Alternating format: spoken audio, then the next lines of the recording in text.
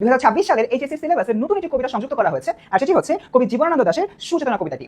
আজকের এই ভিডিওতে তোমরা সুচেতনা কবিতার মূলভাব সম্পর্কে যেরকম জানতে পারবে, ঠিক তেমনি পরীক্ষায় এই কবিতা থেকে কিভাবে সৃজনশীল আসবে আর কোন উপায় সৃজনশীল লিখলে তুমি হাইয়েস্ট মার্ক পাবে সেটাও জানতে পারবে। তাহলে চলো দেরি না করে এখনই শুরু করি। প্রথমেই আমাদের এই কবিতাটা বোঝার আগে সুচেতনা এই শব্দটার অর্থ জানতে হবে। সুচেতনা শব্দটি দিয়ে আসলে আমরা ভালো চেতনাকে বোঝাচ্ছি। চেতনা দিয়ে তোমার বিবেক এবং সেই বিবেক দিয়ে তুমি যে কাজগুলো করো সেগুলোকে বোঝায়। ধরে নাও তুমি যুদ্ধ করছো, অবভিয়াসলি তোমার ভিতরে কারো বিবেক কাজ করছে না, তুমি যুদ্ধ বন্ধ করছো, তার মানে তোমার ভিতরে একটা বিবেক কাজ করছে, ভালো বিষয় কাজ করছে।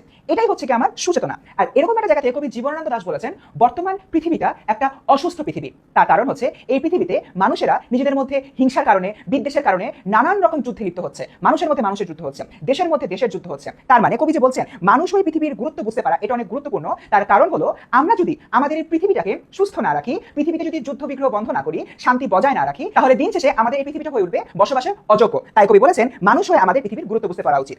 এরপরে আমরা কিভাবে আসলে পৃথিবীর গুরুত্বটা বুঝবো? আমরা যখন দেখবো মানুষের মধ্যে একটা কম্পিটিশনের কারণে যুদ্ধ হচ্ছে, বিগ্রহ হচ্ছে, পৃথিবী অসুস্থ হয়ে যাচ্ছে, তখন আমাদের বুঝে নিতে হবে পৃথিবীর মধ্যে কিসের অভাব রয়েছে। পৃথিবীর মধ্যে অভাব রয়েছে মানুষের মধ্যে মানুষের সুন্দর সম্পর্কের বা সৌহার্দ্যের। এর পাশাপাশি আমাদের মধ্যে ঐক্য নাই, আমাদের ভিতরে সম্প্রীতি নাই। এই জন্য দেখা যাচ্ছে ধর্মের কারণে আমরা একজনের সাথে একজন যুদ্ধ করছি, বিভিন্ন রাজনৈতিক কারণে বিভিন্ন দেশ একজনের সাথে আরেকজন যুদ্ধ করছে। এই জিনিসটা ঠিক না। জীবনানন্দ দাশ বলছেন এটা হচ্ছে এই পৃথিবীর সবচেয়ে বড় রকমের অসুখ। এই অসুখ থেকে পৃথিবীকে বাঁচানোর জন্য আমাদের ঐক্য, সৌহার্দ্য এবং সম্প্রীতি জাগ্রত করতে হবে।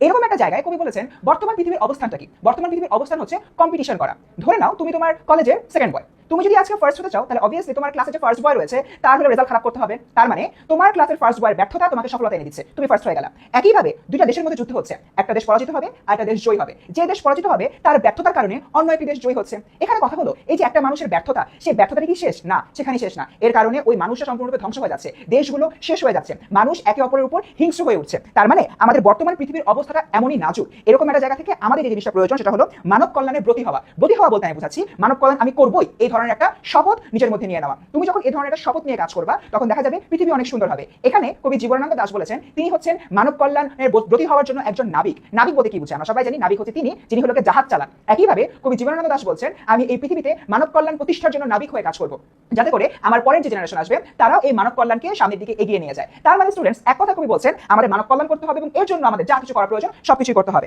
আর সবার শেষে কবি এটা বলেন যখন আমি মানব কল্যাণের ব্রতী হয়ে যাব ঠিক তখনই আসলে আমি মানুষ হিসেবে মানুষকে বুঝতে পারবো। একটা মানুষ কি চাচ্ছে, কি করছে, তার কেন এই প্রয়োজনটা আছে, কেন এই প্রয়োজনটা নাই, সেটা আমরা বুঝতে পারবো। আমাদের মধ্যে আন্ডারস্ট্যান্ডিং এর ক্ষমতাটা বৃদ্ধি পাবে। তখন আমি অন্য একটা মানুষকে ভালোবাসবো এবং সেই মানুষকে ভালোবেসে আমি আসলে তার কল্যাণের কথা চিন্তা করবো, অকল্যাণ করবো না, যুদ্ধ বিগ্রহ অশান্তি আর সৃষ্টি করবো না। তার মানে এই পুরো কবিতা জুড়ে কবি আসলে মূল দুটো কথা বলেছেন। নাম্বার 1, পৃথিবী এক গভীরতর অসুখে অসুস্থ, যেখানে আমরা দেখি সার্বক্ষণিক যুদ্ধ বিগ্রহ চলছে। আর নাম্বার 2, এই যুদ্ধ বিগ্রহ বন্ধ করার জন্য আমাদের মানব কল্যাণের ব্রতী হতে হবে, পৃথিবীতে শান্তি আনতে হবে।